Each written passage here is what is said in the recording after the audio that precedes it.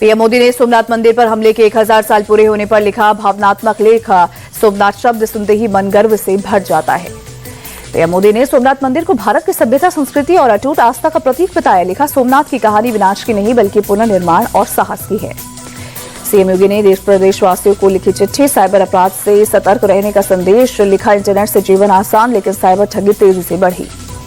चिट्ठी में सीएम योगी ने प्रदेशवासियों को किया सतर्क। लिखा, डिजिटल अरेस्ट जैसा कोई कानून नहीं, साइबर अपराध रोकने के लिए हमने बड़ा नेटवर्क खड़ा किया।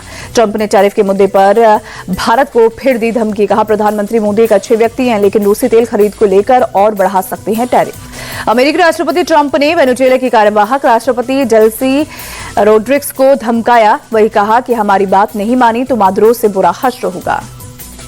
वेनेजुएला के घटनाक्रम को लेकर संयुक्त राष्ट्र सुरक्षा परिषद ने बुलाई आपात बैठक। अमेरिकी हमले पर होगी चर्चा। वेनेजुएला में अमेरिकी हमले के बाद लोग अपने नष्ट हुए घरों में पहुंचे। मलबे की सफाई के साथ संपत्तियों के नुकसान का भी आकलन कर रहे हैं। अमेरिका के न्यूयॉर्क जेल के बाहर लोगों का प्रदर्शन। इसी जेल में कैद है वेनेजुएला के राष्ट्रपति मादुरो। स्पेन के मैड्रिड में वेनेजुएला के लोगों ने मनाया जश्न। मादुरो पर अमेरिकी कब्जे पर जताई खुशी। अमेरिकी सैन्य कार्रवाई के खिलाफ नीदरलैंड में विरोध प्रदर्शन। एम्स्टरडैम में सड़कों पर उतरे लोग। वेनेजुएला पर अमेरिकी हमले की रूस ने की निंदा। कहा, वेनेजुएला की संप्रभुता में दखल देना गलत। यूएन सुरक्षा परिषद की बैठक बुलाने की मांग। भारत ने वेनेजुएला मामले को लेकर सभी पक्षों से शांति की अपील की। कहा, बातचीत के जरिए समस्याओं का समाधान हो। क्षेत्र में शांति और स्थिरता जरूरी। भारतीय दूतावास से भी लगातार संपर्क में। वेनेजुएला पर हमले के खिलाफ भारत में भी प्रोटेस्ट। दिल्ली में सीपीआईएम के कार्यकर्ताओं का प्रदर्शन। अमेरिका से मादुरो की तुरंत रिहाई की मांग। तमिलनाडु में अमित शाह ने किया चुनावी प्रचार का आगाज। का भ्रष्टाचार में डूबी स्टालिन सरकार। तमिलनाडु में माताएं बहनें सुरक्षित नहीं हैं।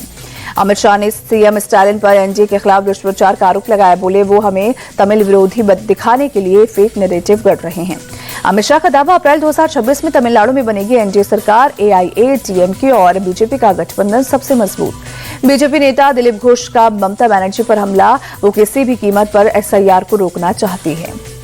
पीएम मोदी ने ममता बनर्जी को जन्मदिन की बधाई दी। लंबे और स्वस्थ जीवन की कामना की। इंदौर में दूषित पानी से हाहाकार के बाद उज्जैन नगर निगम अलर्ट। एहतियातन तौर पर नल का पानी न पीने की चेतावनी अनाउंस कर अलर्ट किया जा रहा है। भोपाल में यूथ कांग्रेस का प्रदर्शन। पुलिस ने कई कार्यकर्ताओं को हिरासत में लिया। मंत्री कैलाश विजयवर्गीय के बयान पर हल्ला बोल। एमपी कांग्रेस चीफ जीतू पटवारी ने सीएम मोहन यादव का इस्तीफा मांगा। कहा, उनकी वजह से इंदौर भ्रष्टाचार का अड्डा बना।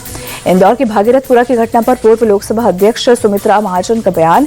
बोली, जो भी दुर्घटना हुई है नहीं होनी चाहिए थी।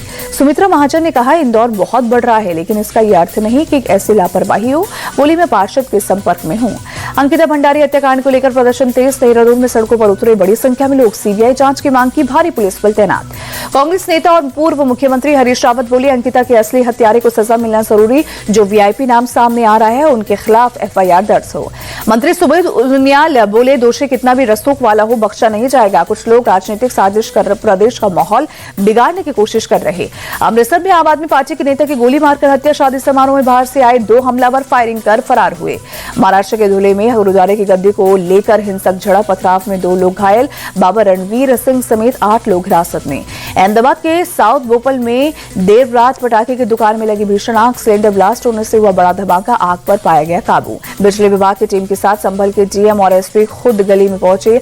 आसिफ नाम के एक शख्स के घर में हो रही थी बिजली चोरी। करीब 50 घरों में चोरी की बिजली हो रही थी सप्लाई।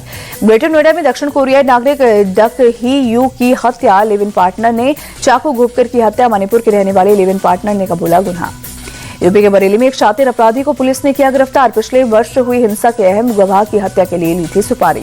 हापुड़ में सरसों के खेत की बाउंड्री तार में फंसे तेंदुए का रेस्क्यू। करीब 6 घंटे बाद वन विभाग की टीम ने पाया काबू।